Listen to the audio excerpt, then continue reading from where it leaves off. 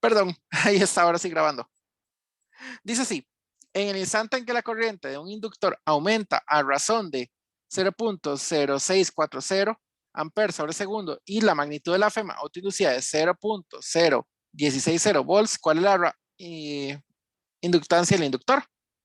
Y luego B, si el inductor es un solenoide de 400 espiras, ¿cuál es el flujo magnético medido a través de cada espira cuando la corriente es de 0.072 amperes? Muy bien. Ese es el capítulo de autoinductancia, son del CIRS todos los ejercicios de hoy, es lo que les está diciendo hace un momento. Y vamos a analizar la parte A. La parte A lo que nos dicen es la caída de potencial. Bueno, el potencial que tiene el inductor. 0.0160 volts. Y nos dice algo más. La razón del aumento de la corriente. Ahorita vamos con eso. Cuando nosotros tenemos las características físicas del inductor, nosotros calculamos la autoinductancia a partir de la fórmula del flujo y la corriente. La autoinductancia es el flujo dividido entre la corriente.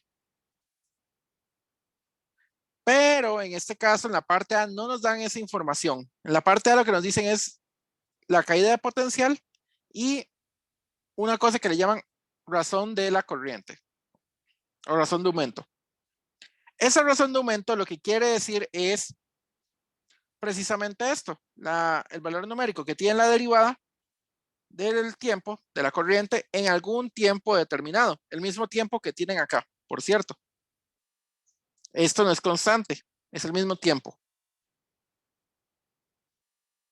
Entonces sepan que esto, al final de cuentas, está evaluado en algún tiempo T0. No lo voy a poner, no es necesario.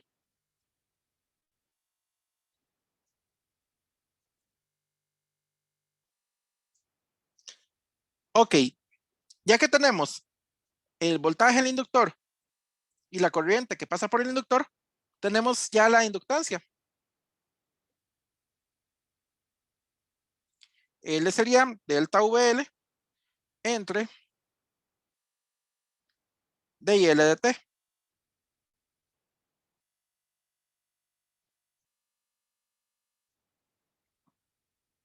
Todo está ya en el sistema internacional, no hay que preocuparse mucho por las unidades.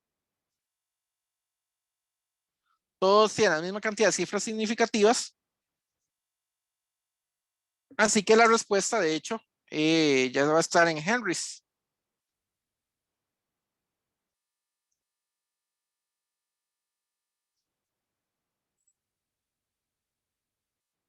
Dice que esto da 0.25 henrys. ¿De acuerdo?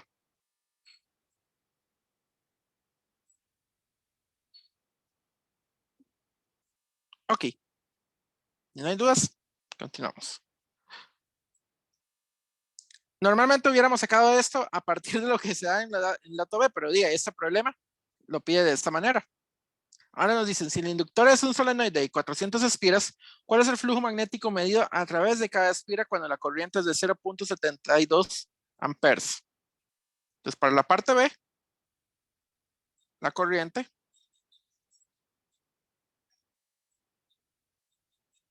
es esta. De hecho, por cifras significativas, aquí debíamos haber puesto 3 cifras. Debía haber quedado así. Ustedes arreglan eso a las cifras después.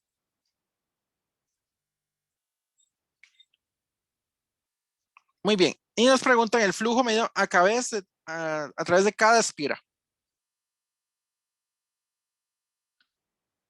Entonces,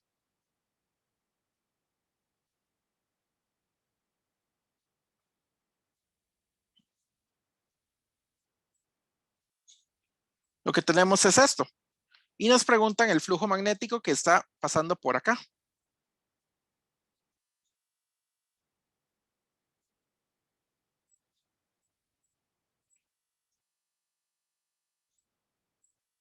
Muy bien.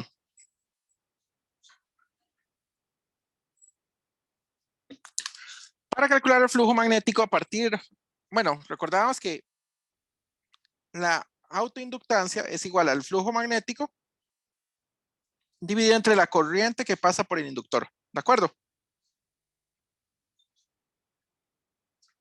Entonces, el flujo magnético, bueno, eso es para una sola espira. Aquí me estoy cometiendo un error. Si tenemos n espiras, tenemos que multiplicarlo por n. Ok. Dado que lo único que piden es el flujo magnético, nada más de despejar esa fórmula. Flujo magnético va a ser igual a L por I dividido entre N. Ahí ya tenemos el flujo magnético dado por todas las espiras. L, ¿cuánto nos había dado? 0.25.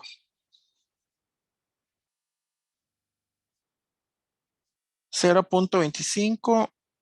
Espera, 1, 2, 3, 4. Aquí, de hecho, aquí me está haciendo falta otro 0.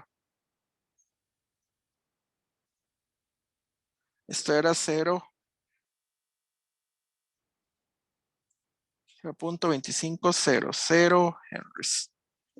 Ahí sí, 4 cifras en esa primera.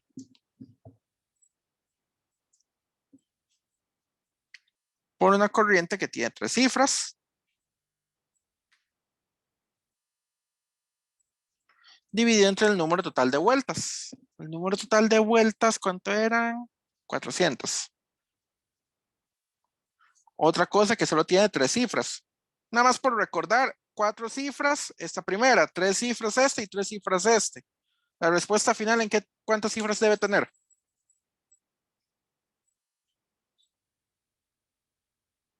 Vamos. 3. Alguien que se acuerde. 3, ¿verdad? Porque el gana el que tiene menos cifras en multiplicaciones y Lo que no divisiones. entiendo, Ajá. con permiso, lo que no entiendo es por qué es 25, bueno, el 0.25 quedó con 4 cifras Ah, significativas. para contar cuántos tiene esto. Ah, no, que tiene 3 cifras significativas, perdón. Ok. Perdón, tiene 3. Ceros a este lado no cuentan. Ceros a este lado sí cuentan. Sí, perdón. Yo conté todos los ceros, en realidad. No son 3 cifras. Aquí sí me sobra un 0. Recuerden que los ceros de cifras significativas, lo único que representan es qué tan bueno es su instrumento. Si su instrumento me puede decir 3 decimales, perfecto. Me puede decir 4 decimales, mejor. 5 decimales, todavía mejor. ¿De acuerdo? Eso es lo único que representan las cifras significativas. ¿Qué tanto mi instrumento me puede dar algo? ¿Qué tan caro es mi instrumento? Es lo que está diciendo ahí.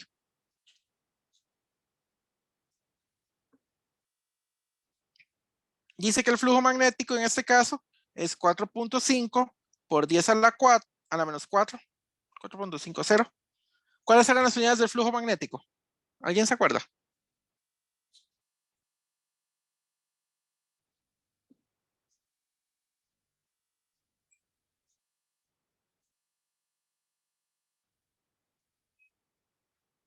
El Weber. Webers, muy bien. También llamados teslas metro cuadrado. Cualquiera de las dos es exactamente la misma unidad.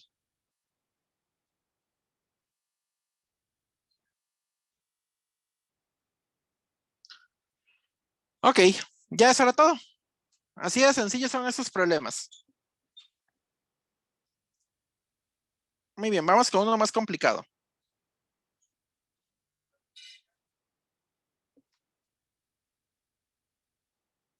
Ay, perdón, quité esto.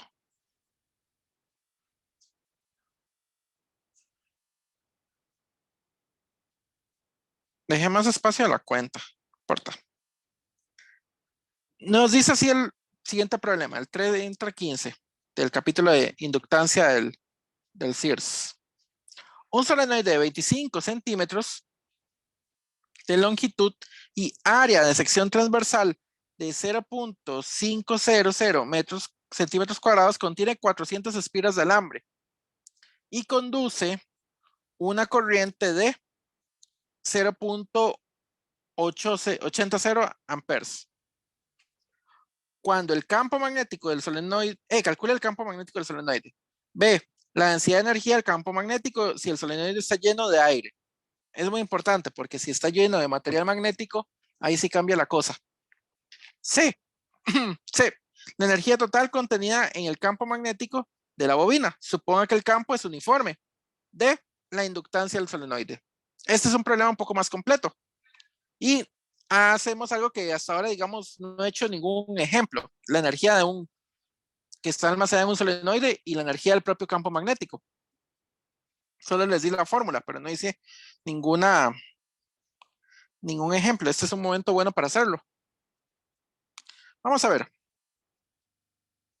Dice que tenemos un solenoide que tiene 400 espiras.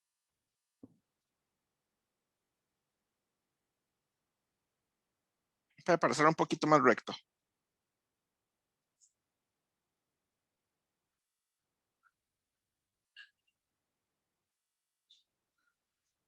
Dice que de longitud tiene 25 centímetros.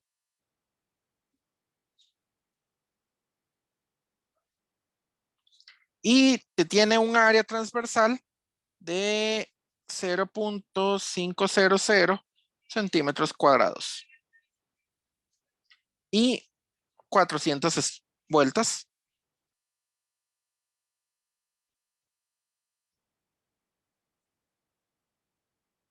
Bueno, y la corriente que le entra, 80 amperes. ¿De acuerdo? Voy a quitar un par de ceros acá porque realmente para cálculos intermedios no los necesito. Primero nos piden el campo magnético en el solenoide. ¿Se acuerdan cómo calcular campos magnéticos en un solenoide?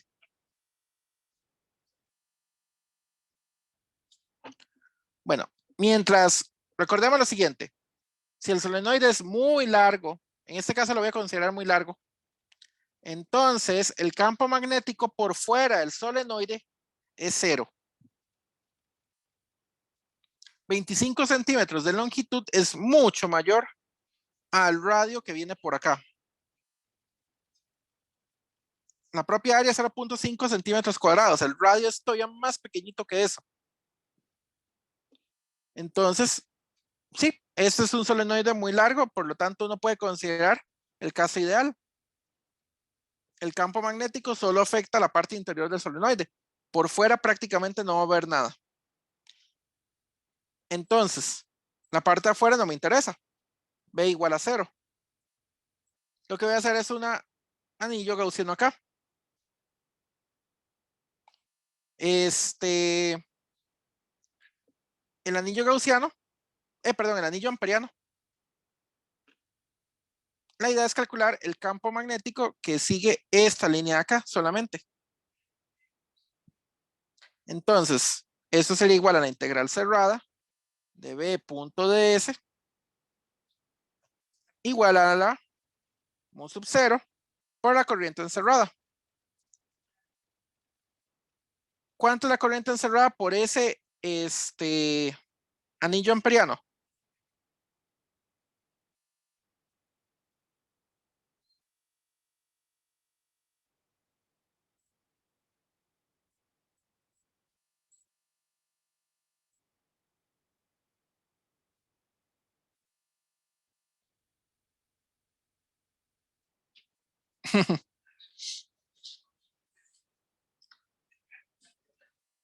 No es 80 por 400.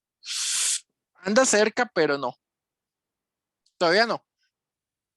Ahorita, en algún momento de la vida se va a convertir en 80 por 400. En algún momento de la vida. Todavía no. Tengámosle un poquito de paciencia. Va a ser la corriente.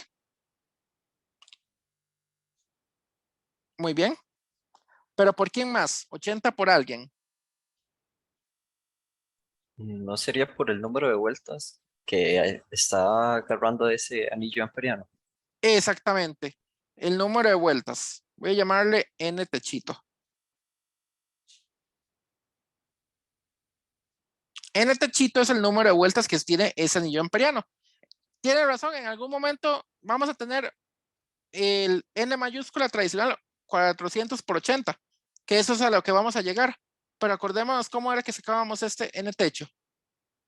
Ese N techo es el número de vueltas que están ahí. Es lo mismo que la densidad de vueltas por el largo L techito. El L techito es el L que tiene esto. ¿Esto qué quiere decir? La densidad de vueltas va a ser igual a N techo sobre L techo, pero esto es igual también al N total por el L total. ¿De acuerdo?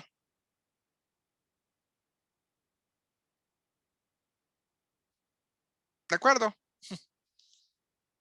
Entonces la idea es que lleguen a eso.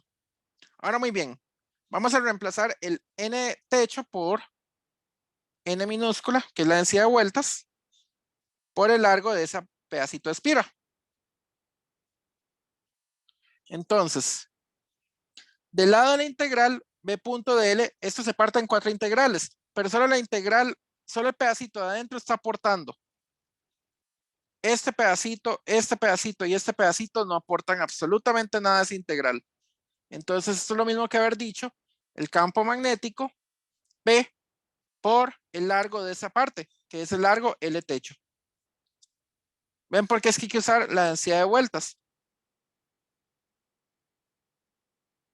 Ay, aquí me faltó el N minúscula. Ahora muy bien, el campo magnético del solenoide va a ser igual a mu sub 0 por I por la densidad de vueltas. Pero la densidad de vueltas ya no la necesito en una variable que no conozco, que es N techo, ni en L techo. La puedo poner en términos de el N total sobre el L total.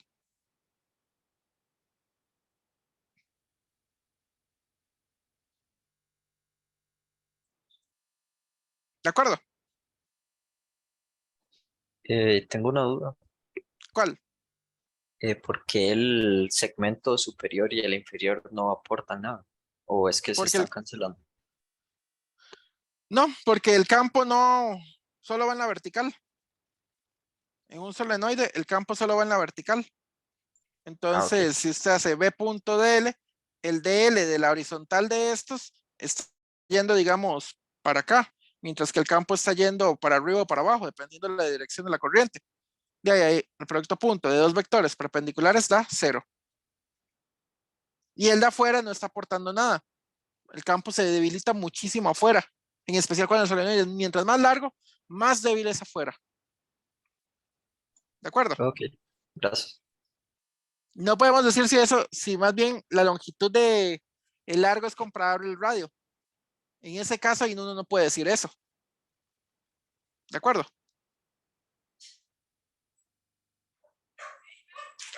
Ok. Profe, Sí.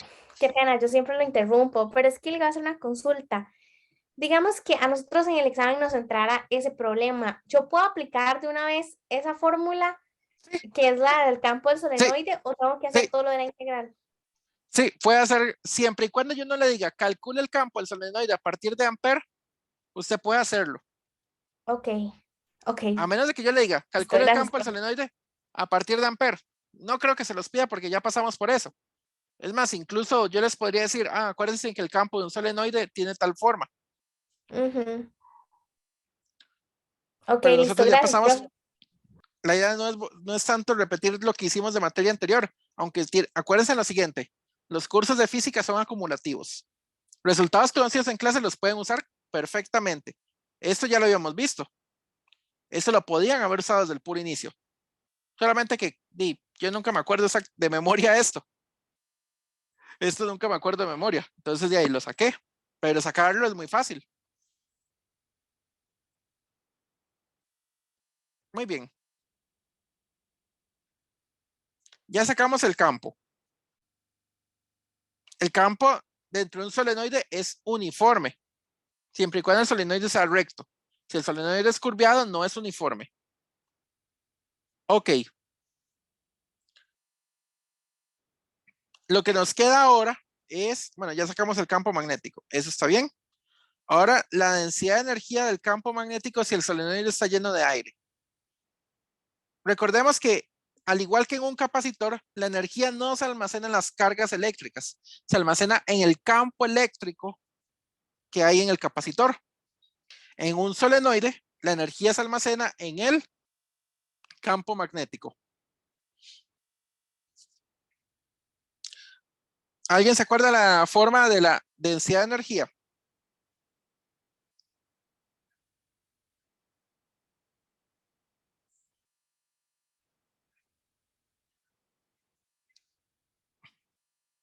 ¿Se acuerdan de la densidad de energía de un solenoide?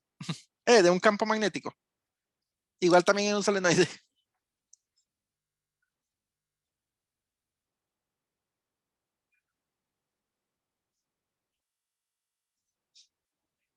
Todo el mundo de acuerdo conmigo que esta es la densidad de energía. La energía por unidad de volumen de un campo magnético.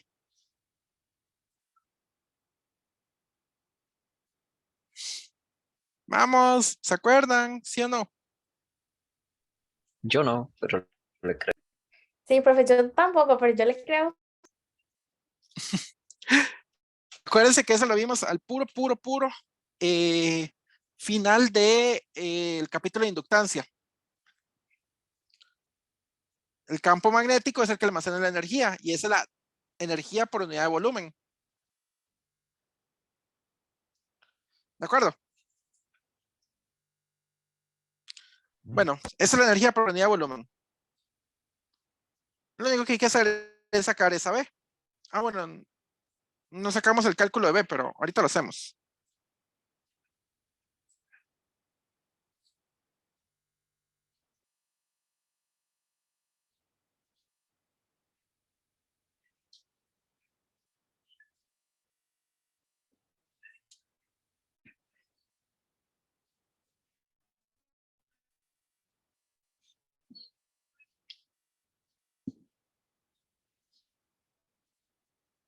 Voy a ponerlo así.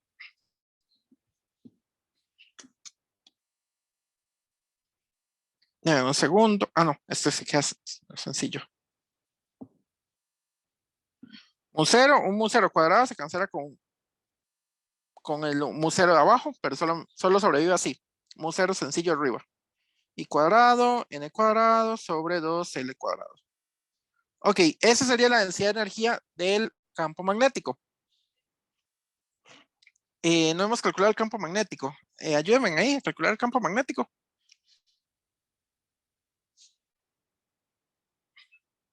Recuerden que él estaba en centímetros, tienen que pasarlo a metros. El campo magnético era 4pi por 10 a la menos 7 por la corriente, que eran 80 por 400 vueltas, dividido entre 0.25.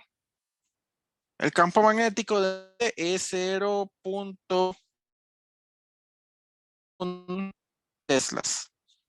Ahora vamos con la densidad de energía.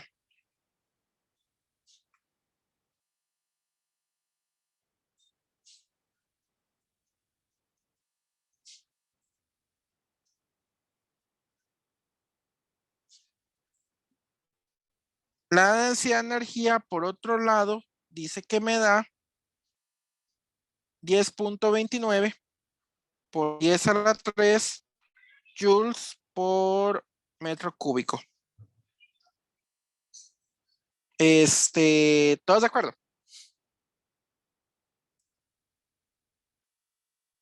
Profe, a mí me dio diferente el campo.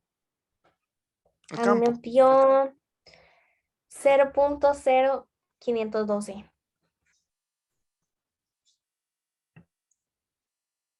Dame un segundo para volverlo a calcular. O sea, profe, creo que usted tiene razón, es que se me olvidó poner el pi del mu. Ok. Y ahora Sí, sí, ya porque a no mí me... dio. Ok. No se le olvide eso. Gracias, profe. Ok, ya sacamos la densidad de energía del campo magnético. Ahora nos pide la energía total. La energía total es muy fácil de sacar.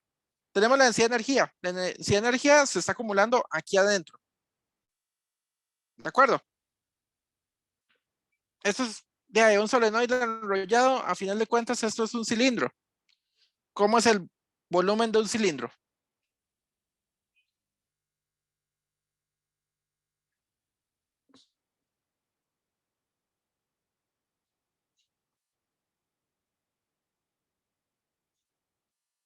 el volumen del cilindro es área por altura. Por lo tanto, la energía total del campo magnético va a ser igual a la densidad de energía por el volumen.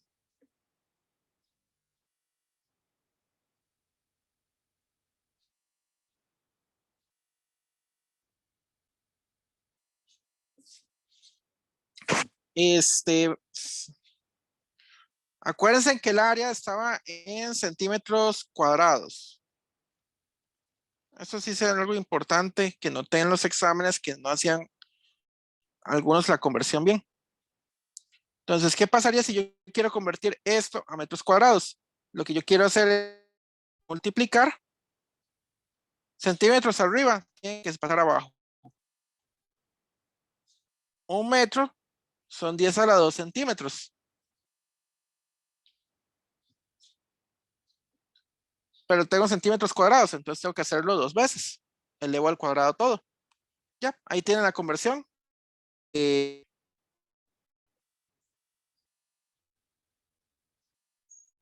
De área en centímetros cuadrados a metro cuadrado. Esto quedaría 10 a la menos 4 metros cuadrados. Entonces, para que lo tengan en cuenta. Vamos a ver cuánto da la densidad de energía.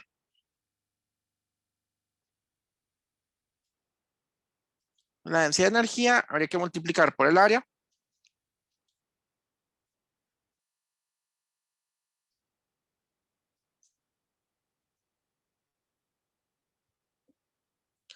Y dice que la densidad de energía a mí particularmente me da 2,01 por 10 a la menos 6 joules.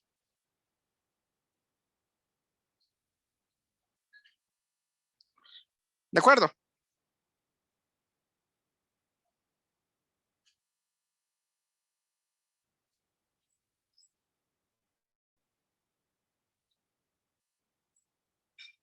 ¿De acuerdo?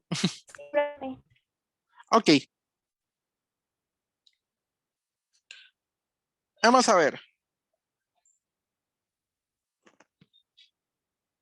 La energía total contenida en el campo magnético, la bobina, supongo que el campo es uniforme. La inductancia del solenoide.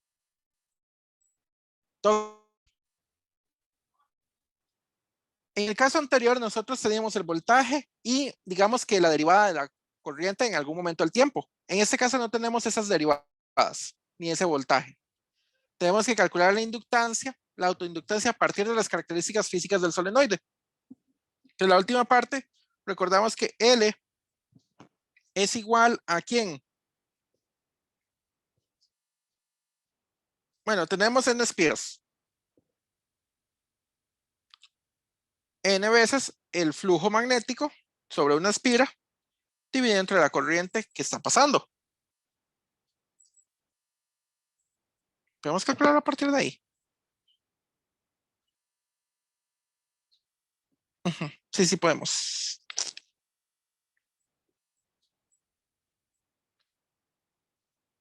El campo magnético es uniforme, así que el flujo literalmente es B por A.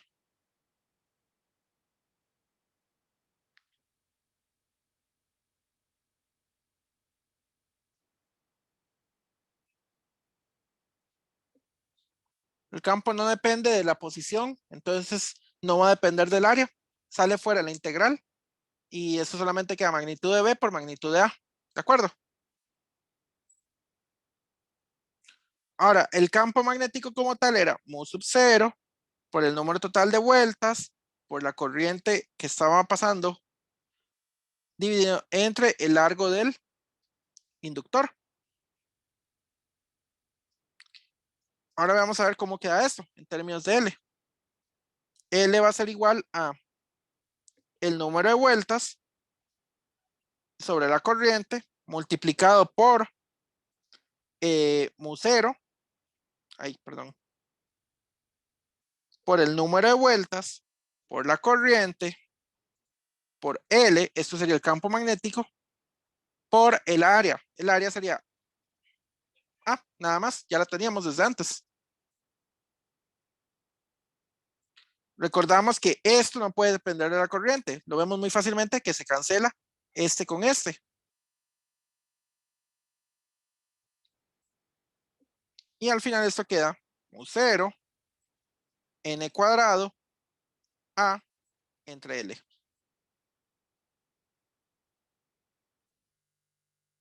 ¿De acuerdo? De hecho, yo creo que esta también es una fórmula conocida. La vimos en algún momento al puro inicio.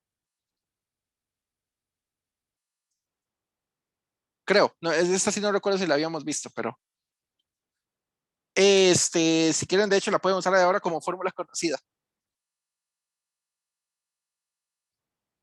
¿Todos de acuerdo? Sí, Sí, profe.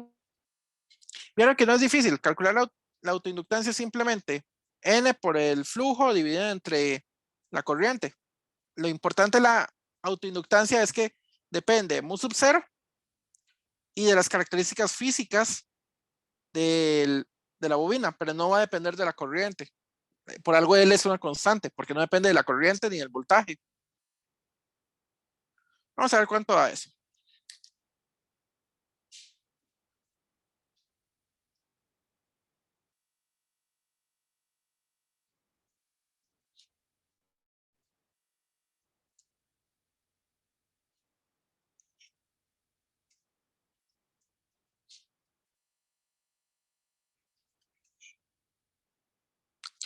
Dice que esto queda 40.2 microhenries. No se extrañan si las autoinductancias son pequeñitas, a pesar de tener una cantidad enorme de vueltas. Siempre son pequeñitas. ¿De acuerdo?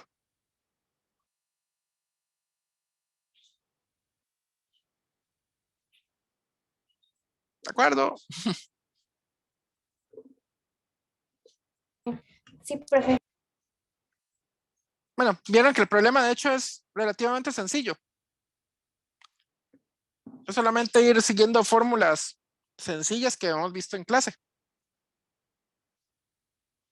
Para borrar lo que no ocupamos. Acá, acá, acá, acá y acá. Esas no las usé. Borrémoslas ahora para que no estén estorbando.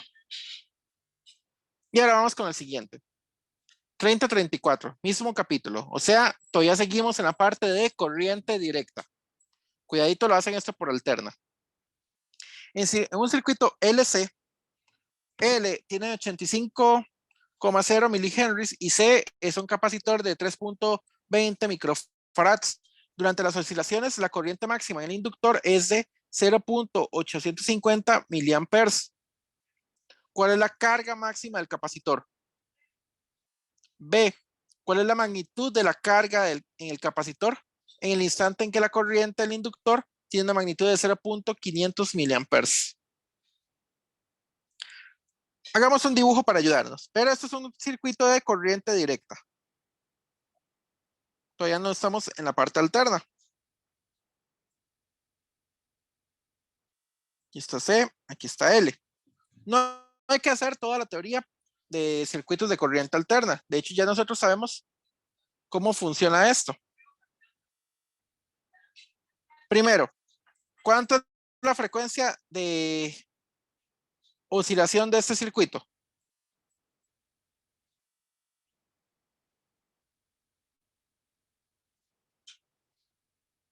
Bueno, por si no se acuerdan, bueno, la frecuencia angular de oscilación era 1 sobre raíz de,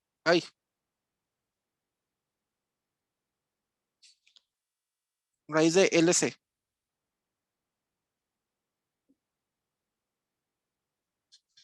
Esa es la frecuencia a la que ese circuito en particular va a estar oscilando su corriente y su voltaje. Y también su carga, naturalmente. No hay que hacer toda la teoría de a golpe. Uno nada más tiene que acordarse. Carga el capacitor. Voy a ponerlo con carga mayúscula. Con Q mayúscula. La carga del capacitor va a ser igual a la carga máxima por uno puede escoger seno o coseno, da exactamente lo mismo. Voy a hacerlo con seno porque quiero. El phi no es relevante. El phi es solamente para decirnos las condiciones iniciales, quién estaba cargado en el tiempo igual a 0 y quién no estaba cargado. Eso es todo lo que dice el phi. El importante es el omega. Muy bien, nos están preguntando por la carga máxima del capacitor. Perdón. Esto es una función del tiempo, entonces uno puede derivar de Q de T. Esto es igual a la carga máxima por seno D. Entonces vemos aquí seno D, omega T. La derivada de seno es coseno. Por la derivada de lo más adentro es solamente omega.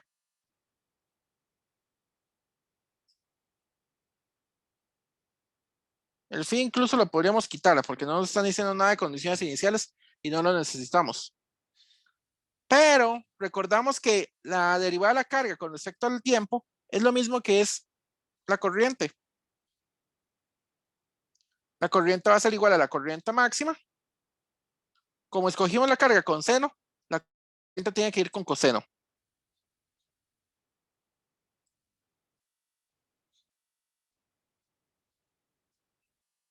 Por lo tanto, la corriente máxima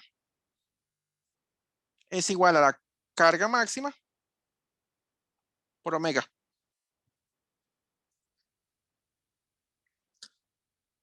Vamos a ver. Ya tenemos la corriente máxima y nos están preguntando por la carga máxima. Entonces, solamente hay que dividir entre omega.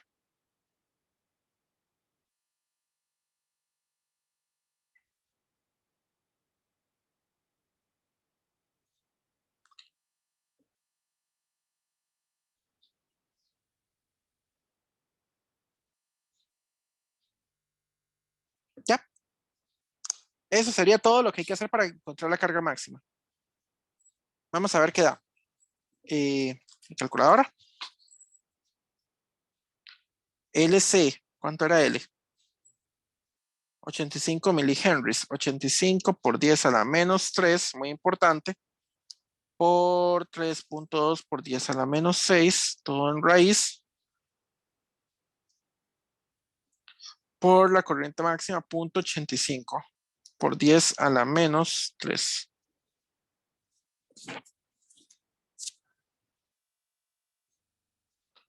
Esto me da 443 nanocoulombs.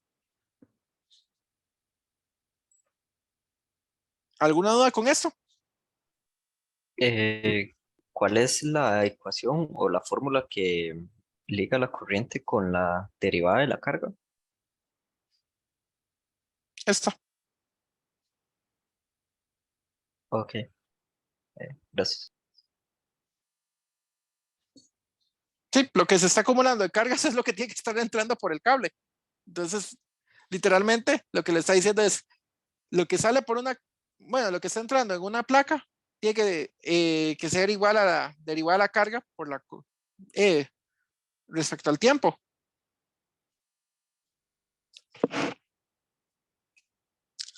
Muy bien.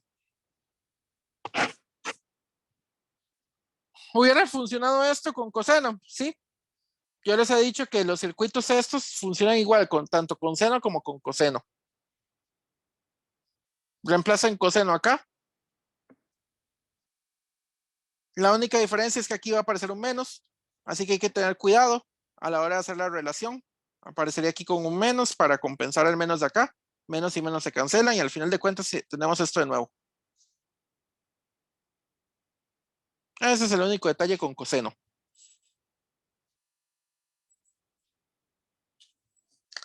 Ok.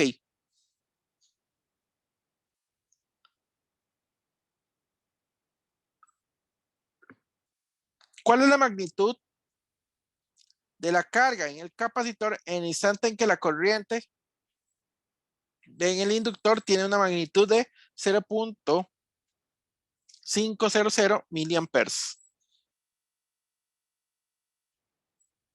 Entonces, lo primero que nos están diciendo es cuál es la magnitud de la carga. Están preguntando por la carga en función del tiempo. Pero tenemos un detalle ese. A pesar de que tenemos la carga, no tenemos ese tiempo particular. Así que hay que irnos a la corriente. La corriente acá es la misma corriente del inductor. Y nos dicen ya el valor de esa corriente. Ahora muy bien, yo les he dicho que el phi no está aportando nada realmente, solamente el tiempo en el que él empezó a oscilar. Así que uno puede considerar phi igual a 0 para este ejercicio. Como no nos están diciendo nada del phi y no ocupamos realmente el phi, en este caso phi igual a 0. Estamos diciendo, empieza a contar cuando esto no aparece. Técnicamente sí debería aparecer, porque nos deberían de decir cómo empezó a oscilar ese circuito. Pero cuando no nos dicen nada, phi tómenlo como 0. No se necesita para absolutamente nada. Nos están diciendo que la corriente en el tiempo, digámosle 1, ese tiempo 1, es igual a 0.5 miliamperes. ¿De acuerdo? Entonces, esto es igual a la corriente máxima por el coseno de omega t 1. Y listo. El phi lo tomé como 0 para que no esté estorbando. Esta corriente máxima ya sabemos cuánto es. 0. Bueno, eso es 0.5 por 10 a la menos 3 amperes es igual a la corriente máxima contra la corriente máxima. 0.850.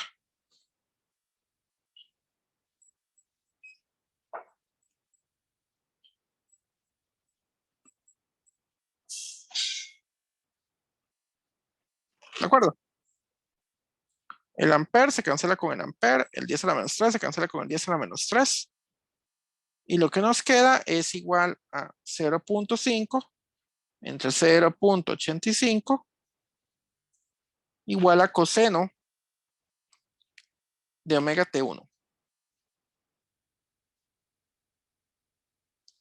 Entonces esto quiere decir que omega t1 es igual a 0. Perdón. A coseno inverso de 0.5 sobre 0.85. Por lo tanto, ese famoso tiempo T1 es igual a 1 sobre omega coseno inverso de esa cosa.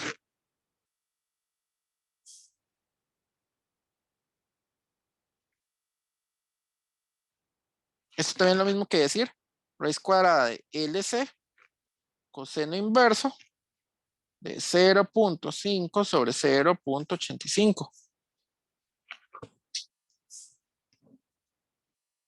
Vamos a ver. ¿Cuánto era L? ¿Alguien se acuerda?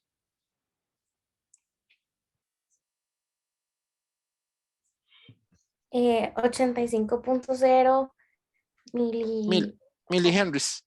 Ajá, Eso sí me acuerdo. El capacitor era como 3.2. Ajá, 3.2 micro F. No, sí, microfarads. Eso es 10 a la menos 6.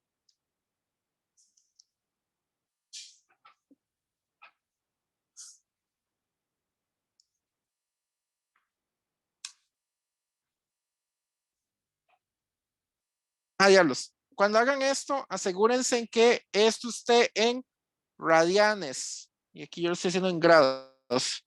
A ver si lo puedo pasar. Ok, ahora mucho mejor. Me dio un errorcito este primer intento que estaba haciendo porque acabo de ver que mi calculadora estaba en grados y no en radianes.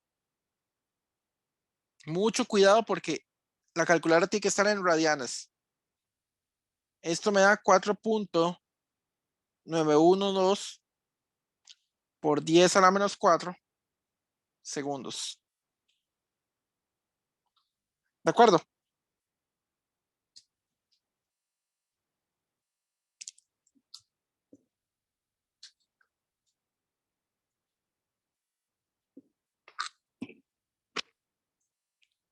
ese fue el instante en el que la corriente del inductor alcanza 0.5 miliamperes.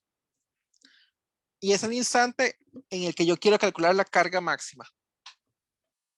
Entonces, perdón, la carga en el tiempo. Entonces, la carga para cuando tiempo es igual a 4.912 por 10 a la menos 4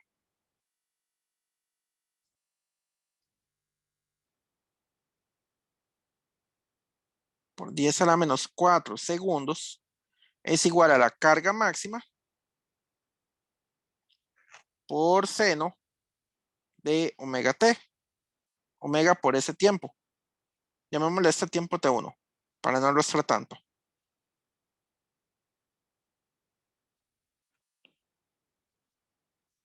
¿De acuerdo? Esto es lo mismo que haber dicho, la carga máxima ya la habíamos sacado por acá. 443 nanocoulombs.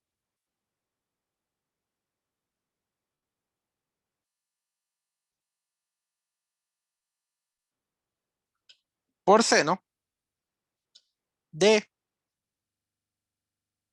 1 sobre raíz de 85 por 10 a la menos 3 por 3,2 por 10 a la menos 6 y por arriba multiplicado por T1 y el T1 ya lo tenemos. 4.912 por 10 a la menos 4 segundos. ¿Lo ven? Era solamente evaluar la función en el tiempo T1.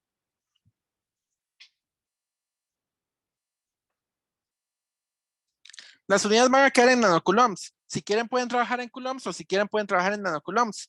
Por ahora yo voy a seguir trabajando en nanocoulombs para no arrastrar tanto por 10 a la menos tantos.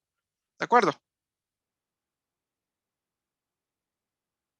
Nuevamente, esto tiene que estar en radianes. Cuando ustedes evalúen, tienen que estar en radianes porque el omega está en radianes. ¿De acuerdo?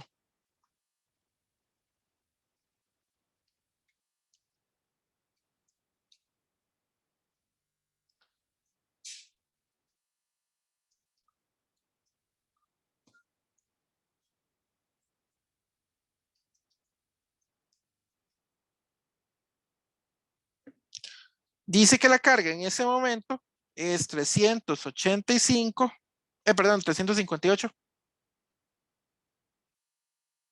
nanocoulombs.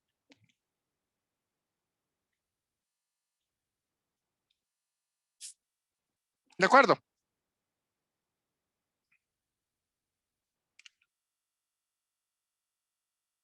Entonces así ustedes tratan un circuito LC puro.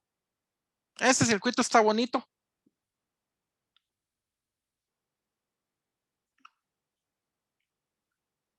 Los LC puros como tal también son circuitos osciladores, solamente que aquí los tratamos del lado del tiempo, porque ocupábamos tratarlos por el lado del tiempo, no en el dominio de la frecuencia. Ok. ¿Alguna duda de este ejercicio?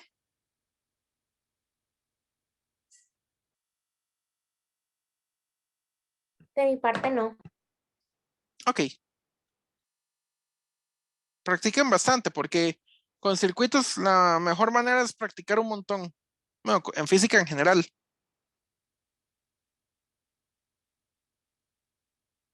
Preparé 2 ejemplos más. Pero ya hice bastante en el dominio del tiempo. Hagamos este. No, ahí todavía hay chance. Hagamos este. Dice así, 3069. Todavía sigue siendo esto el capítulo del dominio del tiempo del CIRS. Considera el circuito que aparece en la figura. Ahí tenemos la figura. Sea epsilon igual a 36 volts, R0 igual a 50 ohms, R igual a 150 ohms, L igual a 4 henries. El interruptor S1 está cerrado y S2 se deja abierto. ¿Cuáles son la corriente I0 a través de R0 y las diferencias de potencial VAC y VCB? O sea, nos están preguntando la diferencia de potencial entre este y este O sea, la diferencia potencial del resistor y la diferencia potencial entre C y B. O sea, el conjunto resistor más inductor. ¿De acuerdo? Nos dicen que C1 está abierto y el C2 está cerrado. C1 está cerrado y el C2 está abierto. Entonces hagamos un dibujo. Todo dibujo de estos va a ayudar. Para la parte A, el circuito tiene la siguiente forma. Una batería. S1 está cerrado. Así que de aquí está de esa manera.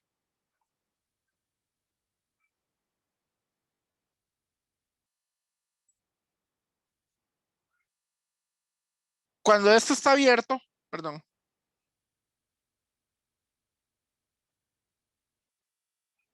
Es como si no estuviera. Recuerden que una parte abierta es como si no estuviera influenciando para nada el circuito. Así que no ni siquiera lo necesita dibujar. Aquí está R0, aquí está R, aquí está Epsilon, aquí está L. ¿De acuerdo?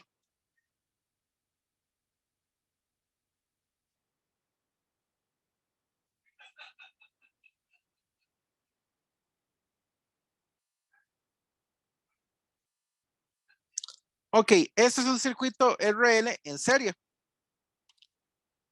Recordamos que si ustedes quieren hacer esto, entonces lo que tienen que hacer es encontrar un circuito equivalente. El circuito equivalente para esto es simplemente resistores en serie. ¿Qué les pasaba a los resistores en serie de física 2? Se suman. Se suman.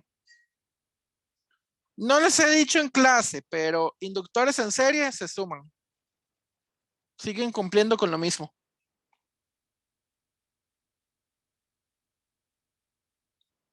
Ok. Al final tenemos que devolvernos a este circuito. Porque hay que calcular el voltaje acá y el voltaje acá y el voltaje acá con este.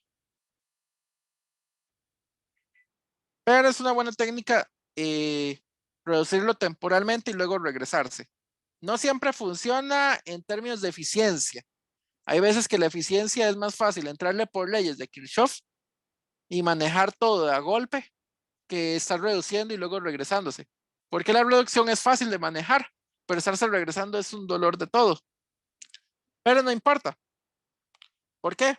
Porque la corriente que sale de acá, recordemos que este es el más, este es el menos, es el más, es el menos, más, menos, más, menos, es la misma corriente de acá. No hay diferencias entre esta corriente y esta corriente. ¿De acuerdo?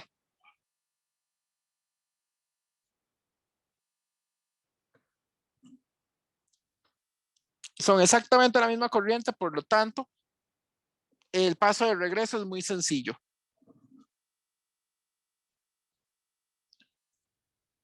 Vamos a ver. Este es un circuito RL en serie. Ya ustedes conocen esa corriente. ¿Alguien me puede decir cuánto era esa corriente?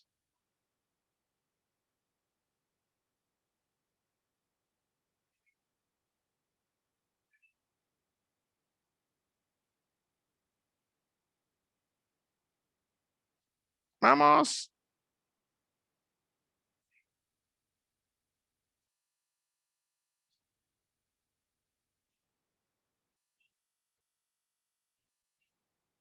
¿Se acordaron ya de eso? Es un circuito RLC en serie en el modo, digamos, de carga. Por lo tanto, es esta la forma. La corriente va a ir creciendo con el tiempo hasta llegar a su valor máximo. Y su valor máximo es, de hecho, un valor conocido, porque es epsilon entre la R equivalente.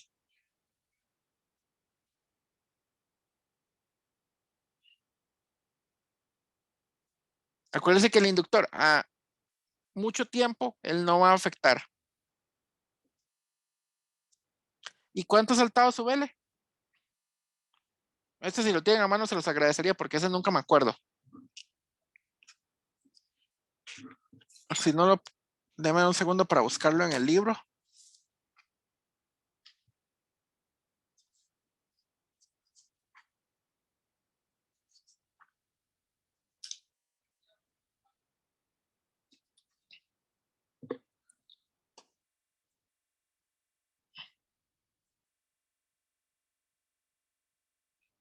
L entre R.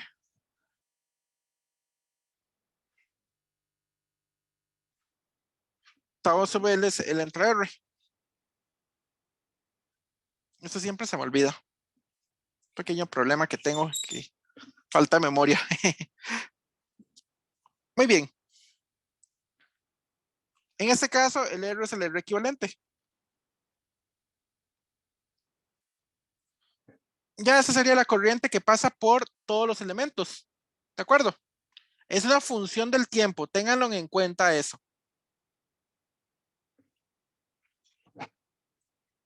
¿De acuerdo? Sí, Ok, entonces démosle el aspecto que debe tener. Epsilon entre R equivalente. La R equivalente es R0 más R. Por 1 menos E a la menos T. L entre R. Entonces esto sería L por R0 más R T. ¿De acuerdo? Ya esa es la corriente como tal. Entonces, nos vamos a regresar al problema original. El problema original nos dice que había que sacar el voltaje entre A y C. El voltaje entre A y C es el mismo voltaje de R0. Y el voltaje entre B y C. El voltaje entre B y C es el voltaje que tiene esto. El voltaje BC es el voltaje de acá más el voltaje de acá porque están en serie. ¿De acuerdo? Entonces, primero, voltaje AC o AB. AC, perdón. El voltaje AC es simplemente el resistor R por la corriente. Perdón, R0. Esto sería entonces epsilon por R0 entre R0 más R por 1 menos E a la menos R0 más R T entre L. Lo pueden dejar en términos de esto, lo pueden dejar en términos ya numéricamente. Eso se los dejo a ustedes, la parte numérica. Pero la parte numérica es simplemente meterle valores a esto y valores a esto. La T se queda así porque eso es una función del tiempo. Ahora, el voltaje BC.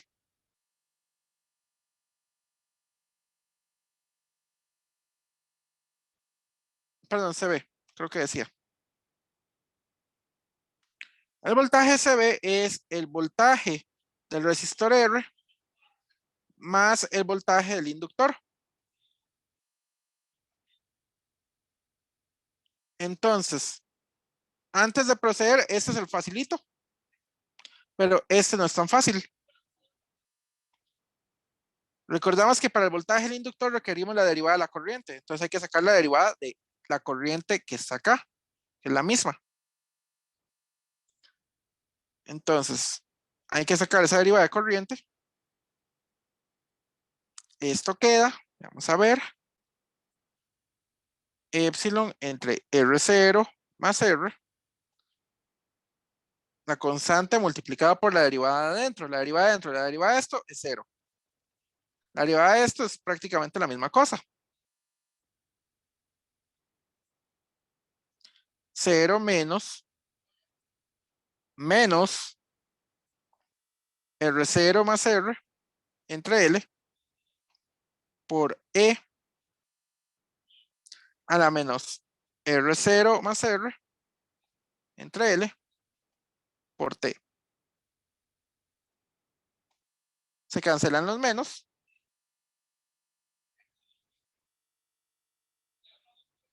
Y esto es lo que queda.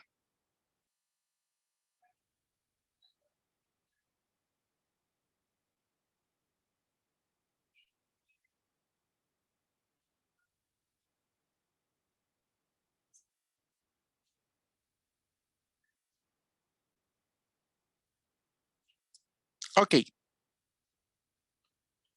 De acá es fácil ver que esto se cancela.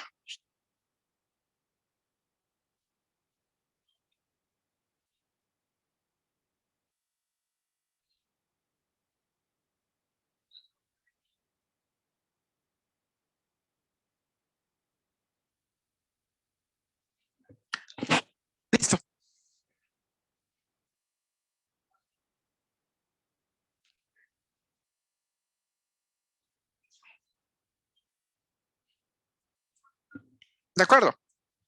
¿Para qué es que ocupábamos la derivada de la corriente? La ocupábamos para el voltaje del inductor. El voltaje del resistor R es muy sencillo, es R por esta cosa. Pero el voltaje del inductor es L por la derivada de la corriente. ¿De acuerdo? Entonces, el voltaje CB va a ser igual a el voltaje del resistor. El voltaje del resistor era lo que ya teníamos. Epsilon R entre R0 más R por 1 menos E a la menos, otra vez, R0 más R entre L, T, cierro paréntesis, más el voltaje del inductor, epsilon, bueno, L por epsilon entre L, por E a la menos R0 más R entre L, T. Ah, no, aquí no se cierra paréntesis, solo se cancela acá con este. ¿De acuerdo? Simplificar esto a veces es muy tedioso. Si ustedes me ponen la respuesta hasta acá, lo único que les faltaría es ponerle números a la respuesta y listo. En la respuesta numérica ya se puede sumar fácilmente. Bueno, en realidad no es tan tedioso. En realidad esto es muy rápido de hacer, pero creo que no vale la pena. Creo que así, sí, así ustedes me podrían dar la respuesta. Faltaría nada más ponerle los números para que quede, digamos, completa. Saber cuánto es epsilon R entre R0 más R y epsilon. Bueno, epsilon ya lo sabemos. La respuesta se puede quedar aquí. Digamos en la parte algebraica. El paso numérico es muy fácil. ¿Alguna duda con esto?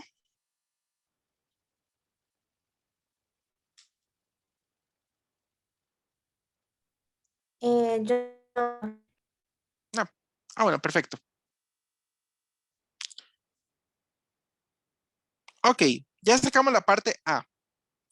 La parte B es, después de que S1 ha estado cerrado mucho tiempo, S2 sigue abierto, lo que quiere decir es de que la corriente sobre L ya se estabilizó. Cuando usted le está diciendo que ha pasado mucho tiempo, es que la corriente en el momento ya alcanzó su máximo o su mínimo, dependiendo de lo que tenga acá. O sea, ya es esta corriente, usted está ya en esta zona. ¿De acuerdo? Ok. De manera de que la corriente ha alcanzado su valor final y estable. ¿Cuáles son? I0, VAC y VCB. O sea, lo que nos están diciendo es cuánto es la corriente. I0 le llamaron a la corriente que pasaba por todo el circuito, pero yo le llamé I. El libro debió haberlo llamado I0 de alguna manera, pero no sé. Entonces lo que nos están diciendo es calcule esas cosas que ya sacamos cuando ha pasado mucho tiempo. ¿Qué pasa cuando pasa mucho tiempo? Este amigo de acá, el tiempo se tiende a infinito. E a la menos infinito, eso es cero. ¿De acuerdo? Todo lo que tenga el exponencial es cero. Básicamente la corriente alcanzó su valor máximo. Ya eso lo sabemos. Entonces la parte B es hacer el tiempo tendiendo al infinito. Esto quiere decir que la corriente, cuando el tiempo tiende a infinito, es igual a epsilon entre R0 más R. Ya, eso es todo. Todo lo que tenga el E a la menos infinito se va a cero. Vamos con el voltaje AC. El voltaje AC es el voltaje del resistor. ¿Dónde estaba? Nuevamente aparece este término acá. Este término se vuelve cero. En el infinito se vuelve a cero. Entonces solamente queda epsilon R0 entre R0 más R.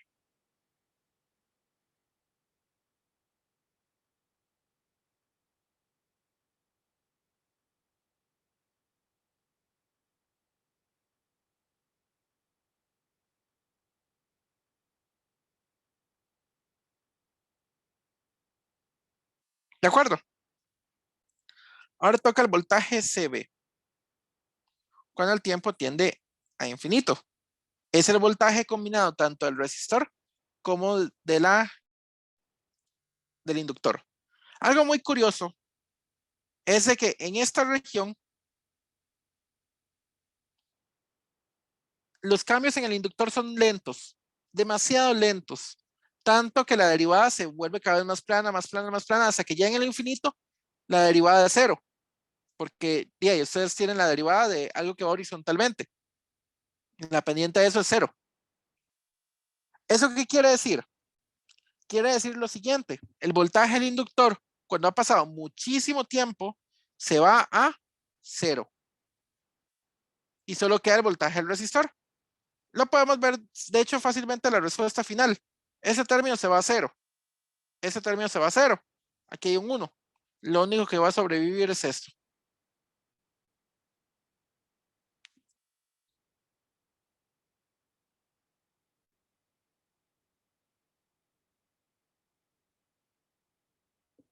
Eso es todo lo que hice. Hacer tender esos tiempos al infinito.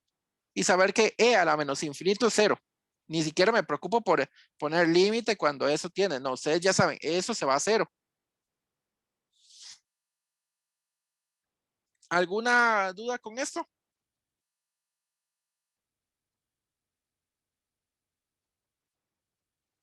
No. Ok. Vamos a ver qué más preguntan. Encuentre las expresiones para I0, VAC y VCB como funciones del tiempo desde que S1 fue cerrado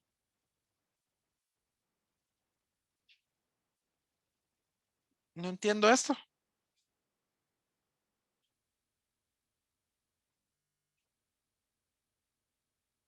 Entonces, ¿para qué le ponían un S2? Ya eso lo hicimos.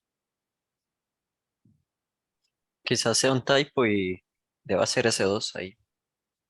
S2 cerrado, sí. Y S1 abierto.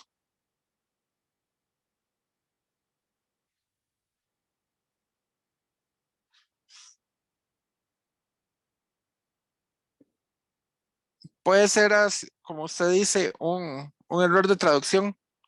No sería raro. Ningún libro está exento de errores. Pero, digamos, uno como el Sears, que ya va por 12ª, 13ª, 14ª ediciones y que les dan buen mantenimiento en los errores de traducción, los errores de eso, muchas veces se ven a traducciones, pero son escasos los errores. Puede que sea eso.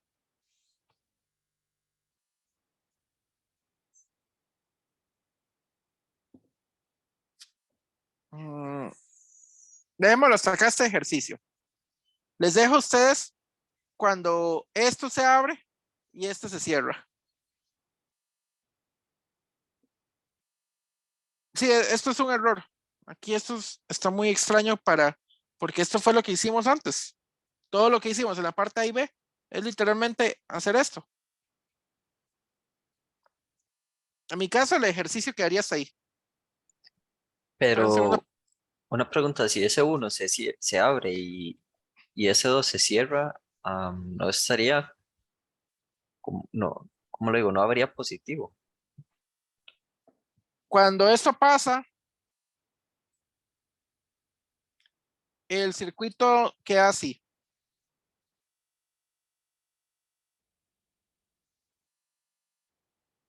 Hacia acá queda abierto.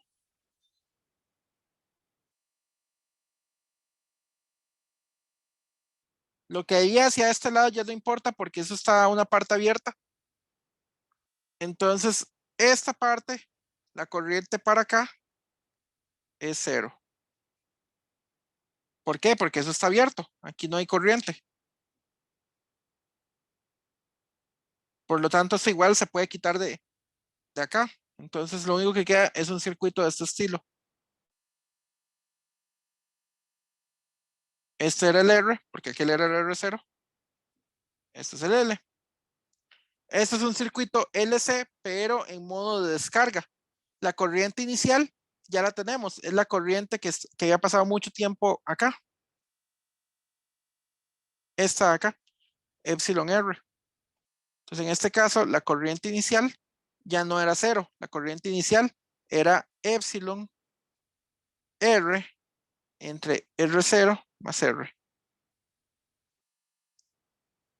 A pesar de que ya no aparece R0, esto era lo que teníamos al puro inicio, justamente en el momento en que un interruptor se abrió y el otro se cerró. Ok, gracias. El circuito RL en modo de descarga funciona de la siguiente manera. La corriente es igual a la corriente inicial o la corriente máxima, como quieran llamarle, por E a la menos T sobre Tau sub L, en este caso. Quedaría E a la menos R0 más R. No, perdón. En este caso no. El Tau sub L de este circuito solamente es esa R y esa L. Entonces esto es solamente L entre R. Por lo tanto, aquí solo es R entre L.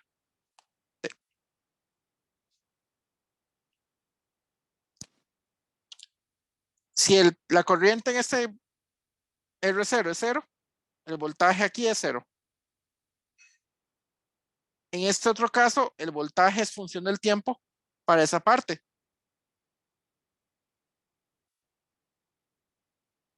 El voltaje de acá hasta acá, que es C entre B, es constante. Y de hecho es una constante muy buena, muy conocida, porque esto es lo mismo que decir el voltaje de acá.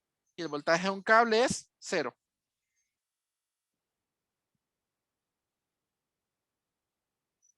Esto lo que quiere decir es que el voltaje de R es igual a menos el voltaje de L.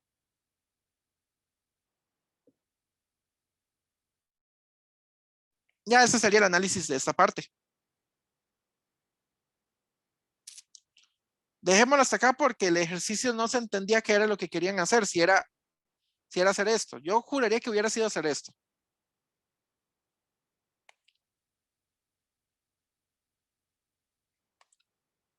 Voy a volarme estos de acá, que no se necesitan. Y pasemos a este. Este sí es un circuito en el capítulo de corriente alterna. Entonces este sí pueden tener el derecho de hacer todo lo que hicimos de fasores. De hecho, eso es un circuito de RLC en serie. Y se le llama circuito filtro paso alto. Un filtro paso alto es aquel en el que la salida, en este caso el voltaje de salida acá, solo deja pasar frecuencias altas. O sea, si la fuente tiene una frecuencia alta, aquí va a llegar a una frecuencia alta. Si aquí la fuente tiene una frecuencia baja, aquí no va a salir nada. O sale muy poquito o no sale nada. ¿De acuerdo?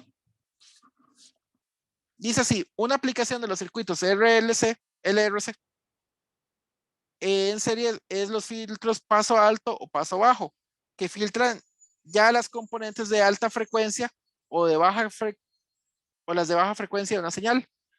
Ahí tienen la figura. Presenta un circuito filtro paso alto, donde el voltaje de salida se toma entre los extremos de la combinación LR. La combinación LR representa una bobina inductiva que también tiene una resistencia que se debe a la gran longitud del alambre.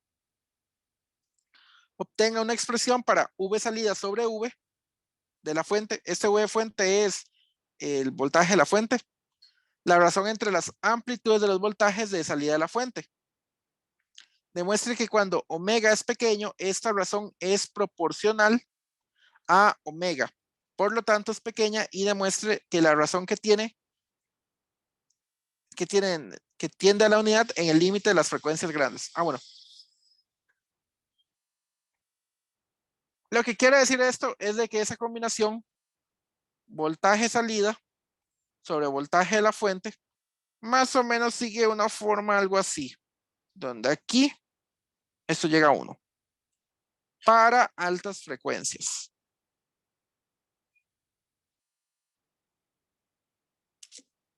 ¿De acuerdo? Esto lo podemos hacer en términos de fasores o lo podemos hacer en términos de del seno y coseno. Yo preferiría en términos de fasores. Da exactamente lo mismo. La única diferencia es que se usa fasores.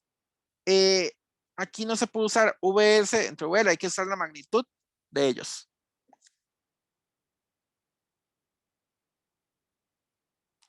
Ok, ¿alguna duda con esto?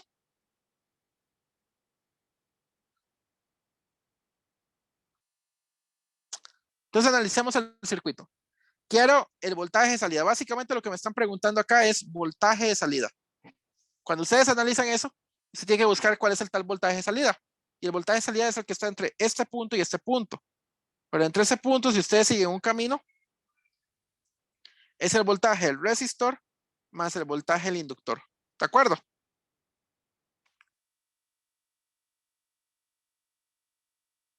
Entonces, primero hay que encontrar el voltaje del resistor y el voltaje del inductor.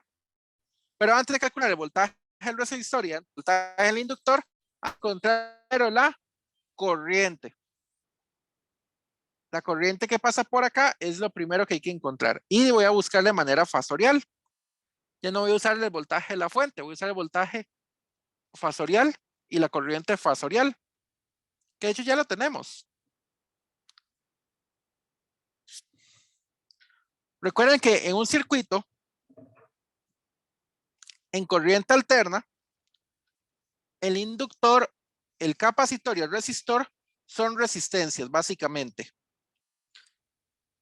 La impedancia del resistor sigue siendo la resistencia tradicional R. La impedancia del capacitor era J, perdón, menos J sobre omega C.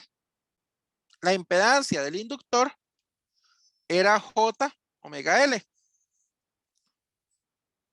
Ok, ¿cómo le entramos a este problema? Ya lo tenemos, ya lo habíamos hecho en clase.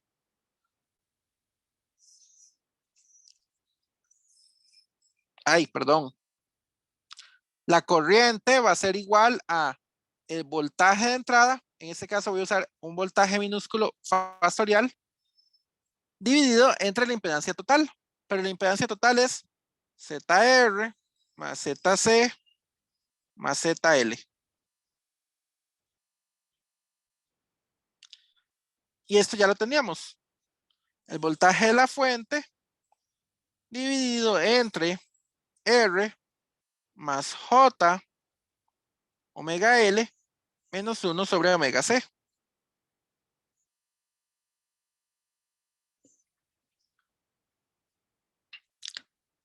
Si lo queremos manipular en términos de exponenciales, que es lo más fácil, entonces el voltaje de la fuente sería el voltaje de la fuente máximo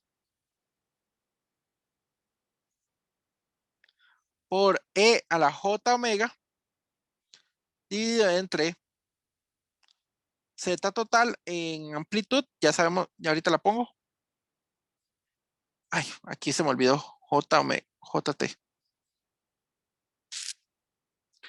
E a la J phi, donde el Z total, en términos, perdón, la magnitud del Z total es la magnitud de del denominador, R cuadrado, más omega L, menos 1 sobre omega C, al cuadrado. Y el ángulo, tangente inversa de omega L menos 1 sobre omega C entre R.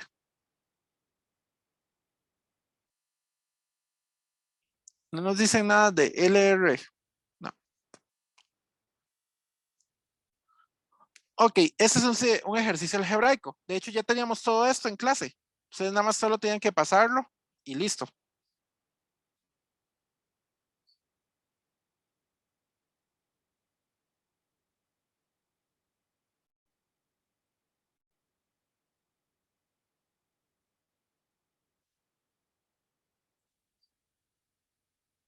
¿De acuerdo?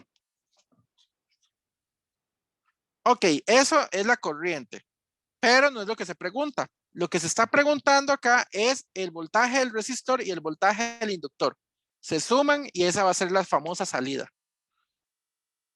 El voltaje del resistor fasorial va a ser igual a R por I fasorial. O sea, básicamente lo que acabamos de escribir con una R.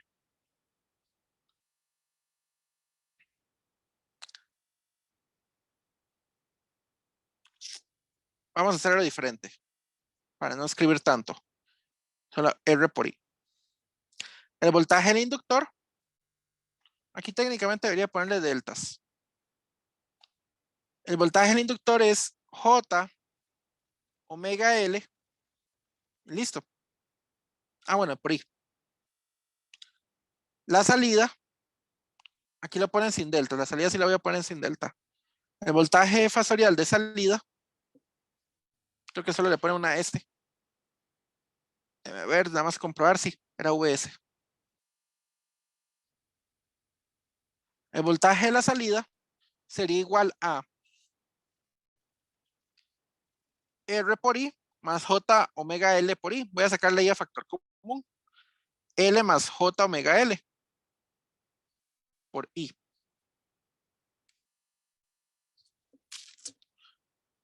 Ok, la razón por la que lo escribo así es para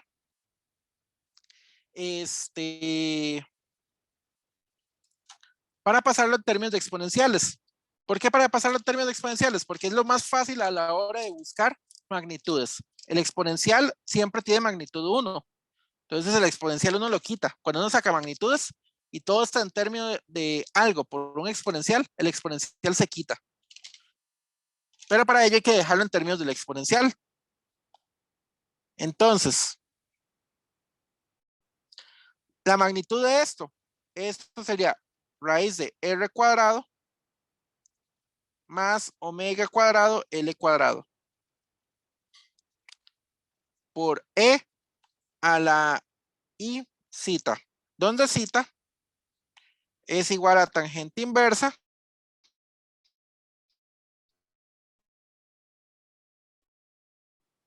de la, acuérdense, esto es Y, esto es X.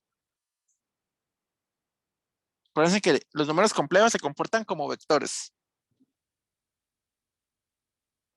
Ok.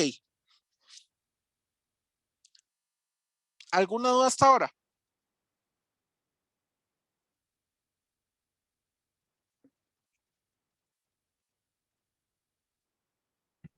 No, profe. No. Ah, bueno. Solamente manejar, ay, esto es J. Solamente manejar muy bien lo que son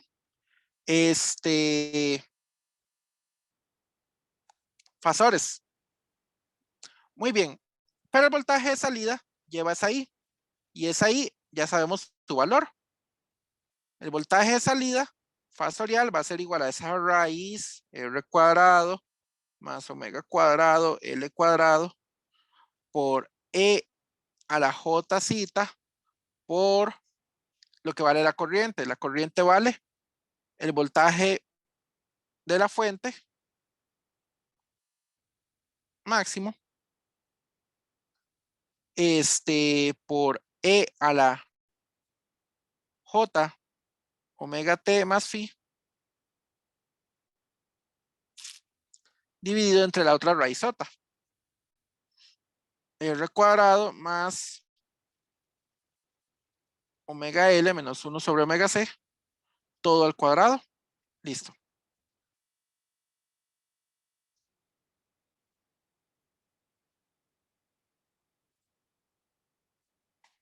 VS, entonces,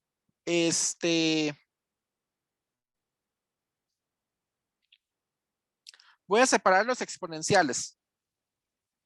Vean que de acá, bueno, no, todavía no voy a separar los exponenciales, no voy a ser loco todavía.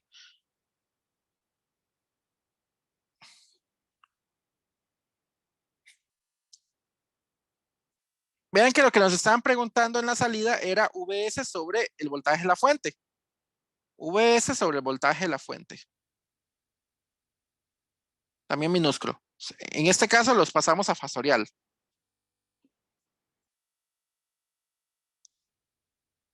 Ok. Entonces hay que dividir todo lo que teníamos, las dos raíces.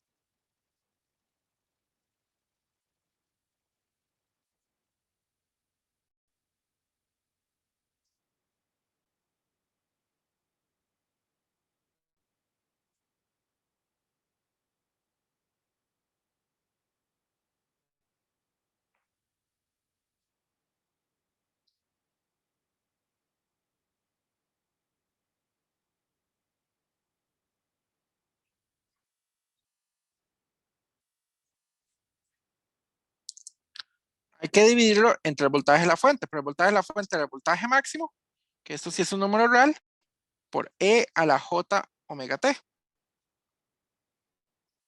Este se cancela con este, esta parte se cancela con esta parte, y queda ya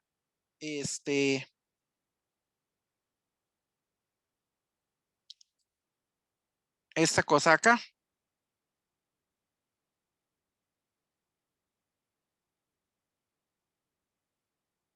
Esto era menos phi, no era más phi.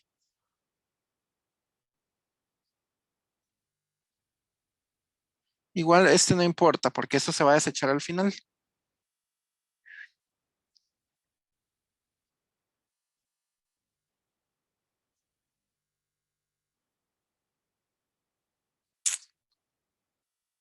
Ok.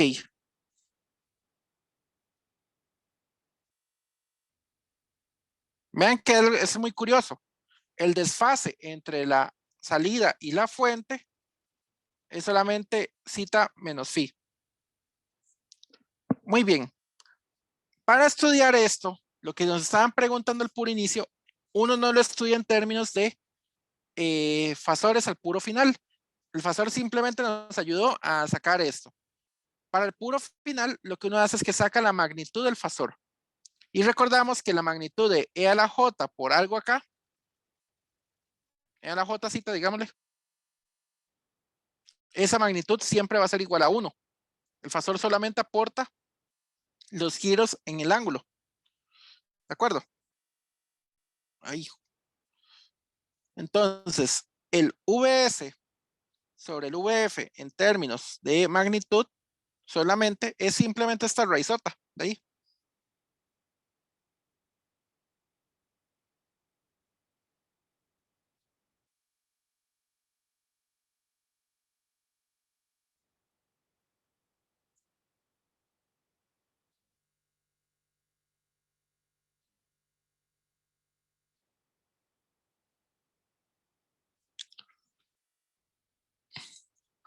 ¿Lo vieron? Al puro final lo único que hay que hacer es desechar los exponenciales. Esa sería lo que estaban preguntando al puro inicio. A esa clase de cosas se le conoce como magnitud de la función de transferencia. La función de transferencia es la parte fasorial. La magnitud de la función de transferencia es quitarle el exponencial, dejarlo solo un número real, solo la parte de magnitud. Entonces demuestra que la razón entre las amplitudes de los voltajes de salida de la fuente, tengo una expresión para eso. Y luego demuestre que cuando omega es pequeño, esta razón es proporcional a W y por tanto es pequeña. Bueno, lo voy a hacer diferente. No voy a demostrar eso porque para demostrar eso hay que sacar series de Taylor enfocadas en cero. Y sacar una serie de Taylor de esa cosa, como que mejor no. Lo que voy a hacer es lo siguiente. Vamos a hacer el límite cuando omega tiende a cero. Entonces, si omega tiende a cero, cuando nos dicen que algo es pequeño, es porque esta cosa también va a tender a cero. Antes de hacer el límite, vemos que si hacemos el límite directamente, esto se hace cero, esto está bien. Esto se hace cero, está bien, pero esto se hace 1 sobre 0. Y eso no está bien. Lo que vamos a hacer es que vamos a pasar esa omega para arriba. Uy, detesto que haga esto esta tablet. Lo que voy a hacer es que voy a multiplicar arriba y abajo por omega c.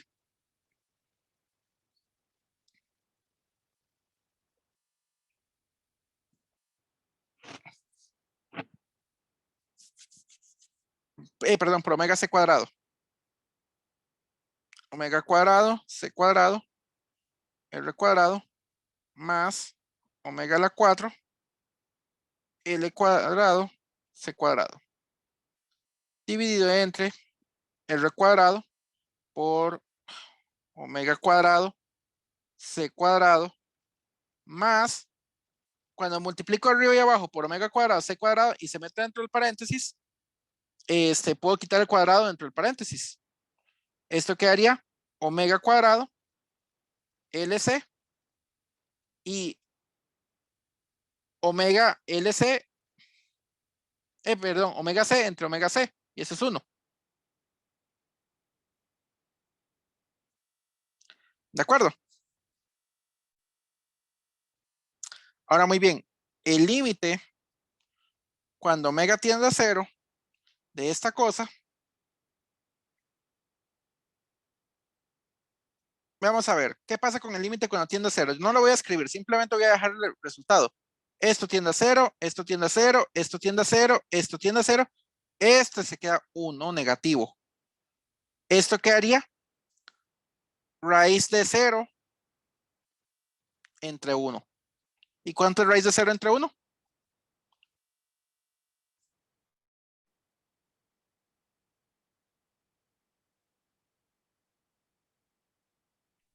0.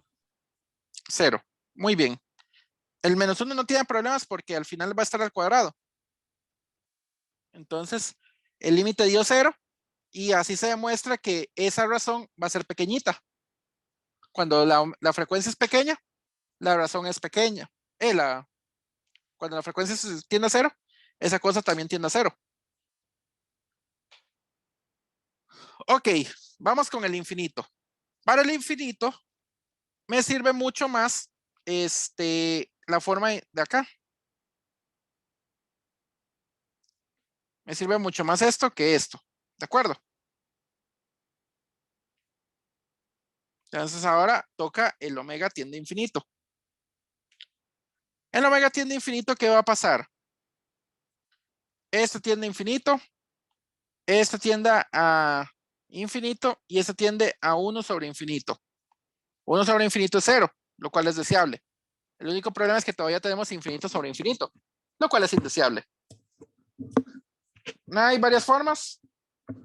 Una manera es L'Hopital.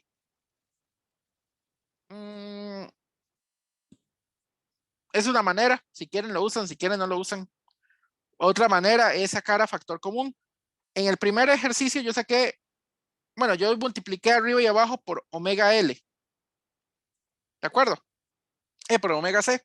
Ahora lo que voy a hacer es que voy a multiplicar por 1 sobre omega L. 1 sobre omega L cuadrado, perdón. Entonces, antes de eso voy a hacer esto. Uy, detesto que esto pase. Esto no me estaba pasando antes. Vs sobre Vf en términos de magnitud es igual a la raíz cuadrada de...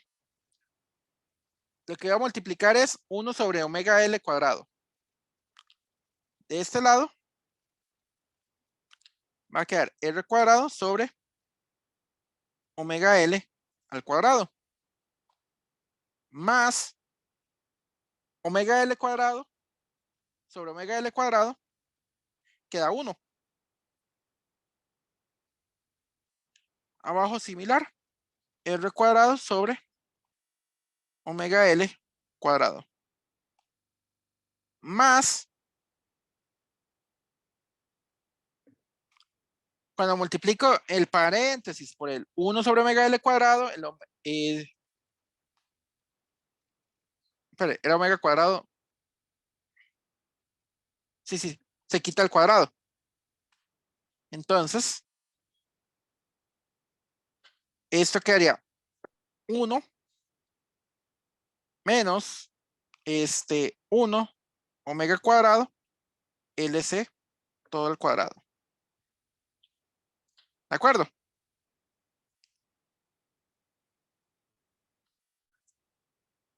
si omega tiende a infinito, esto tiende a 0. Esta parte tiende a 0. Y esta parte tiende a 0. Por lo tanto, el límite para altas frecuencias, lo que nos dice es que queda raíz de 1 sobre 1. Y esto es 1. O sea, cuando la frecuencia se vuelve más y más y más y más alta, la amplitud está pasando bastante bien. Si la frecuencia es muy bajita, ¿qué es lo que está pasando? El voltaje de salida se hace muy pequeñito comparado con el voltaje de entrada, tanto que puede llegar a ser 0. ¿De acuerdo? A frecuencias muy, muy bajas, no estaba llegando voltaje a la salida. Así es como uno trata los circuitos paso alto y paso bajo. ¿Alguna duda?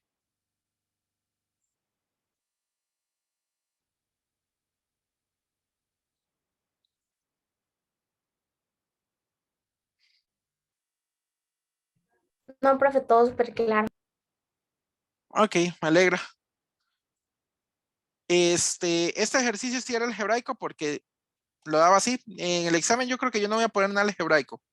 Si acaso solamente los pasos intermedios van a quedar algebraicos, pero al final va a quedar una parte numérica para ayudarles. ¿De acuerdo? Y tampoco va a ser algo tan largo como este ejercicio.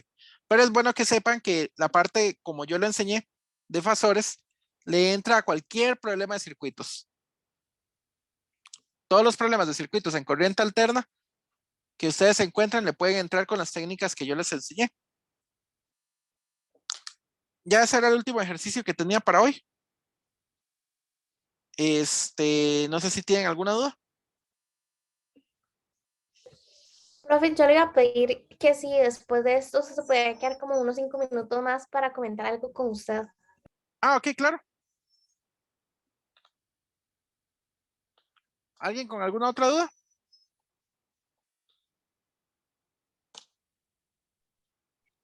Por mi parte no. Muchas No, gracias. con gusto.